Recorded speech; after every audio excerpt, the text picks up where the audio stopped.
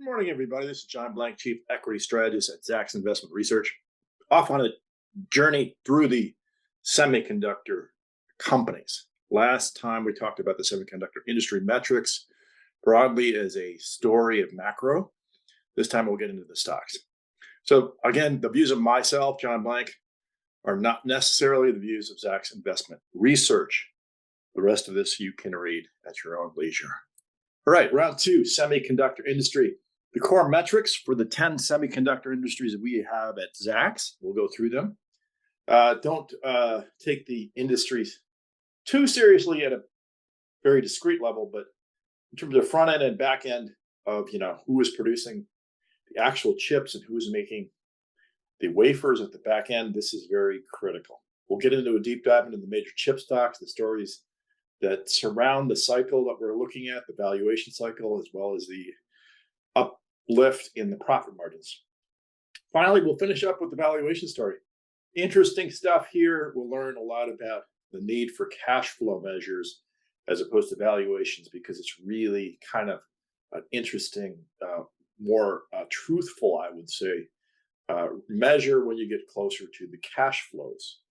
So let's get going. All right, the core metrics for these 10 industries. Again, we've got a lot of different stocks here. I spent a lot of time here on this particular one, of just the market capitalizations over the last 10 years. At the top, you get your general semiconductor players. This is Nvidia, Texas Instruments, and Intel. These guys, as you can see, Nvidia was this incredible story, but has now peaked in market cap somewhere in that $800 billion range, is now way down, halved from that. Nvidia was just a power story. It came out of nowhere in 2015, staggered around in 2018, and then restarted again. So is this period or something else? Is this going all the way down? Who knows? But you do notice that Texas Instruments and Intel actually rolled over earlier and later than Nvidia. First, it was Intel that rolled over, and then much later, and much more subtly, TXN along with Nvidia. Nvidia really was the story of the COVID pandemic and the crypto mining, and it really took a run up with it and run down with it. Now, we've got plenty of other things to talk about. For example, here, analog and mixed radio frequency. I've got Skyworks and Qorvo. Both of these have been shorted down from the middle of 2021 dramatically. So, and pretty much everywhere. There's a couple examples down here with Wolf where you don't see this shorting, but it is very rare. Other than Wolf here, which is a discrete semiconductor stock, most of these stocks like SWKS and QRVO, these radio frequency stocks got shorted off the highs. This came pretty much synchronous, although there is some early weakness by Intel, and there's some stocks like Wolf that are in this discrete switching business, very different business than the rest. So unless you were in a very niche business or had some kind of structural issues that the company's strategy did not resolve, pretty much everything else did the same. Now you can notice these are smaller market cap numbers here than here. So I wouldn't take these styles of movement to be as representative. One thing that's interesting here, you've got analog devices doing a huge run up into not November and then coming back down again. Fascinating how all these stocks here in this area took runs into that high and then came off. So you have to wonder again about the valuation issue here, that there was just a lot of momentum trading in these stocks. And then down here, you've got ASML, which is an incredibly important stock, and TSM, which is also an incredibly important stock. As you can notice, I circled these in green. We're going to get through these particular stocks because in the back end, and they're so critical. They're also probably, in many ways, as we'll get into the metrics, probably the most investable stocks to watch for the turn here. You can make a lot of money just by thinking through the monopoly that TSM has and frankly, the monopoly that ASML has in the back end of these areas. These wafer fabricating chips down here, other than this is Wolf, this is discrete, the rest of them are wafer fabricators. This is Applied Materials, Lam Research, and Tokyo Electron. These guys are holding up better, and you can see this in this chart. to some degree, even though the numbers are higher, you can see this is actually the spot that has the best traction. For whatever reason, Taiwan Semi rolled over first. And I think that is fascinating. I mean, who would have guessed that the biggest monopoly player would have foreshadowed everything and rolled over at the start of this whole thing? But it did. I assume this is because of the COVID pandemic's centralization in China, and that this caused Taiwan Semi to go down first and then slowly take out all these other players at the highs, which again was largely Fed driven here. When the Fed started raising rates, these stocks got taken down in their high beta way. They were overvalued and people shorted them down. Okay, let's keep going. R&D is percent of sales. Okay, this is a great chart. I just want to point out here this big R&D percent of sales cycle with Micron. It's very notable.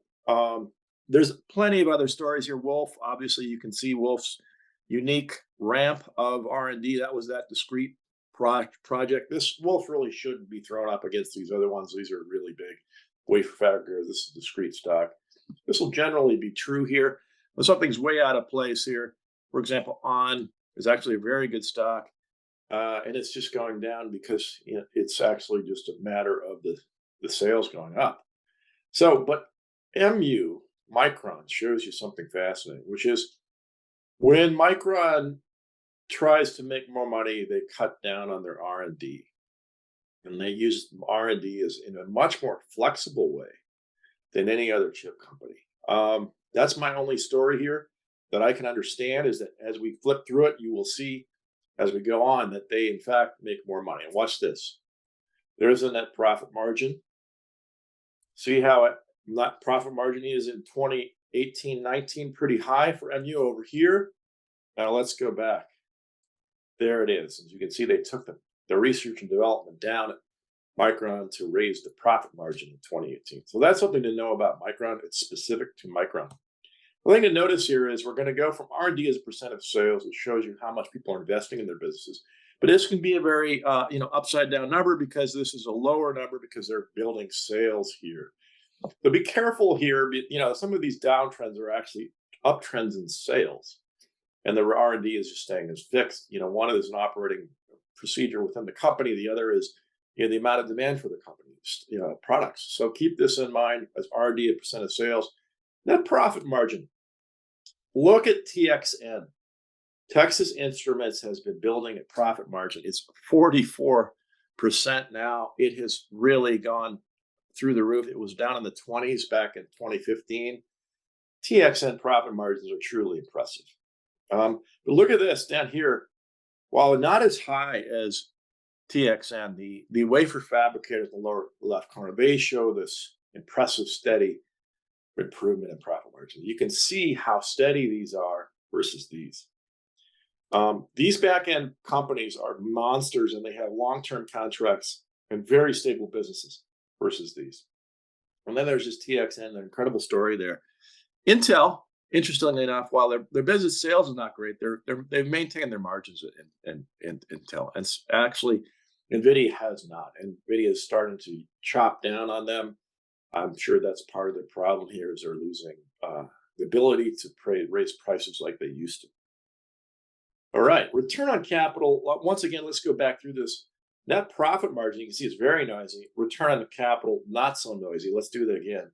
Net profit margin, noisy, particularly over here. Watch that chart, and now watch what happens here. It gets much cleaner. This is what we're going to learn today, is that basically return on capital measures are probably a better metric to look into these businesses. I like this chart a lot. Really keep this one on your radar and study it later. This is an important chart to know about. But really, almost all the return on capital metrics are trending higher. This is impressive. AMD may be the real exception here. They actually are not trending higher. That's what with the Nvidia thing, and AMD kind of rolled over first. But you look at your ON, for example, just impressive return on capital. Sweeping higher. Micropower, same thing. NXPI, really good. And look at over here, all these wafer fabricators doing an impressive job. Really interesting to see, basically Nvidia roll over its thing much earlier than AMD. And so these companies that came up with these new style chips, these really impressive AI chips, do actually have, times where they have to cut their prices. And I think this is probably a business strategy of first introducing them and then cutting them back. But again, look over here. ASML, Lam, AMAT, Tokyo Electron, really impressive businesses from a return on capital perspective. All right, let's get into the major chip stocks. Again, this is great to get these charts back later from us. I can show you a number of companies laid up against one another. Really worth looking at the price, earnings, and consensus charts. Top one. So Texas Instruments is here. You can see basically Texas Instruments got a nice entry point at 160 now. The stock probably should be worth $200. Analog Devices also coming off its highs and going down. Probably not as big a play here. Worth maybe 180 and now it's 150. AVGO, down and below 500, used to be 650. And over here, Nvidia, just an impressive collapse in the stock. But also you can see here, impressive collapse in the earnings. These other three groups up here, you can see the actual earnings estimates are pretty stable. And this is not true for Nvidia. Nvidia is actually seeing that decline. So this is why this is probably a stock to stay away from. From a Zacks earnings perspective, these are probably a little better. The next, NXPI. I mean, here's an example where actually there is some worry about the 23 earnings, but generally speaking, NXP is a great position. You've got a nice entry point for NXPI. AMD, actually, the interesting story here, you can see that the earnings estimates are really good. There is no pullback in the earning estimates for AMD, and the stock's been just pounded back down to $70 a share when it was to be 160. I would imagine this was a short play, and then people really took that stock down. Worth watching for a turn there, but the trend is generally bad for AMD right now. You want to watch a stock like AMD. All right, QRVO, amazing short that got put on this, but much like Nvidia, you can see the earnings estimates have come down. Micron, this is a huge decline in 23 earnings estimates for Micron. And it has done this before, as you can see in 2022, it gets a big cut. That's that R&D game they play at Micron. Tough stock to look at, but again, nice entry point. You're going to see this often where things are back to their trend now. This guy's at 50 where it used to be. This one is at 80 where it used to be. So it's about time for these stocks to actually be normalized off that bubble that happened here and here. Over here, AMAT, a little different story. I want to point out some of these big companies are not actually back to trend. They're still higher. This will be true for AMAT. It's true for Taiwan Semi. That's true for ASML. These stocks are holding up better. Taiwan Semi, look, there's no change in estimates, and the stock has just sold off dramatically. You got to like these types of stocks that look like this, like a Taiwan Semi with nice estimate revisions, giant business, and the stock sold off versus ones where you've got these declines in estimate revisions. Keep that in mind as you go through these stocks. All right, this is our DuPont analysis. I just want to point out, for the most part, you want to look at the ROEs over time, over the last 20 years. This is this line here and here and here. And then basically what you want to point out, for example, AMD really had no business going anywhere until the last 4 years. Now its ROEs are impressive. It was actually losing money. And we all know the story. They revamped this business. Great strategy work here. Nvidia, again, really picked up business from 2018 on. The ROEs were impressive. It really wasn't much of a business before the last 5 years. TXN, same kind of story. Impressive job growing their business last 5 years. Microchip, more bouncing around. ASX, more bouncing around. Again, these little guys are probably not worth comparing to the very big ones. All right, here again, we've got a number of stories. Taiwan Semi, probably the most important. Their ROE is super stable and impressive, and that's great news. AMAT's just making a ton of money, and this is the difference here. The wafer fabricators versus the fab foundries, these guys are making more money on an ROE basis. And then you can see Micron down here at the ROE level. Bounces around a lot. It can go up to 50% ROEs, but now it can go to 7% 2-3 years later. Micron really bounced around. When people talk about the cycle, really what they're talking about is Micron, because there really isn't one in Lam. Look at Lam. I mean, impressive ramp of the ROEs. Lam versus AMAT, Lam is a much more impressive company from an ROE perspective. All right, let's get into valuation metrics here at the end. I want to just basically show you how, again, the more stable return on capital metrics are better, free cash flow metrics are better than the other valuations measures we have available to us. So let's take a quick look. All right, semi stocks PE relative to its corresponding industry average. They're all trending lower. I don't find a heck of a lot of interest here because they're just trending down. I think this is just a matter of how these industries have grown and their valuations are changing in terms of how we set up the industry groups at Zacks. This is probably mostly about an industry group story. Free cash flow. This is a chart, like I said here, this is a chart we're spending time on. Consider the plunge in Intel right here. There is Intel. Look at that plunge in 2021. Now look at ASML rising. And then look at TSM, the big cycle in TSM free cash flow. So suddenly, out of nowhere, in the back end of this industry is the cycle and free cash flow per share at TSM. This is worth understanding and tracking better. And I think this, as I showed you before, let's go back through it. This versus this, there's no question this is a better chart for understanding these stocks. So get this chart and look at it carefully. Enterprise value to free cash flow, another curious set of charts here. A lot of discrete movement, a lot of things just jumping around. I didn't find this to be very interesting. I just put it in here just to show you, if you look at enterprise value to free cash flow for this business, because of the way the metrics work, it's really not that helpful. Look at dividend yield to the 10-year treasury for the industry. I want to show you that basically all these industry stocks used to be income producers back in 2020. And this is no longer the case. The industry, obviously, 10 years going up, and these are not actually getting to be income producing stocks, but they are now growth stocks. And that's the question here. Is there a transition because of the nature of the semiconductor business to these big AI chips where there's more growth stock introduction to this business than the old income stock? And then it really came out of nowhere last 2-3 years. So get to the final thing, which is the inventory turnover numbers. The declines here are notable, but this may be the global supply chain issues or, frankly, the improvements in those supply chain issues. But this is a fascinating chart. Remember that a lower inventory turn ratio can be a sign of weak sales or excessive inventory.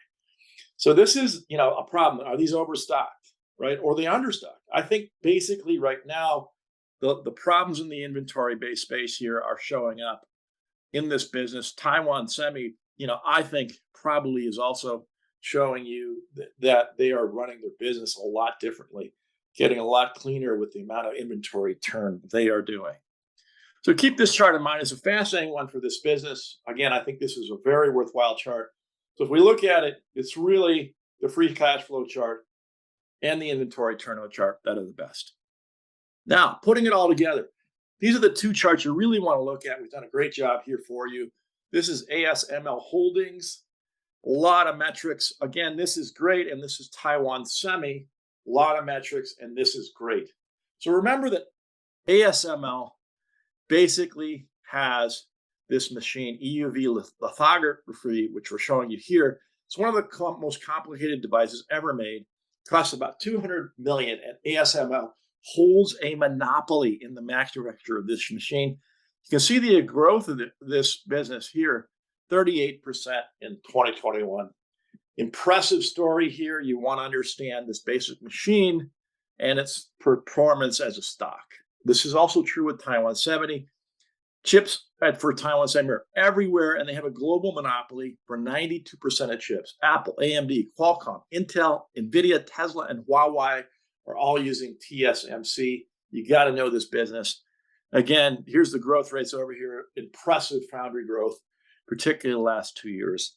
So these businesses we put and broke out separately. We really think you need to understand ASML and Taiwan Semi much more than the other companies in this business.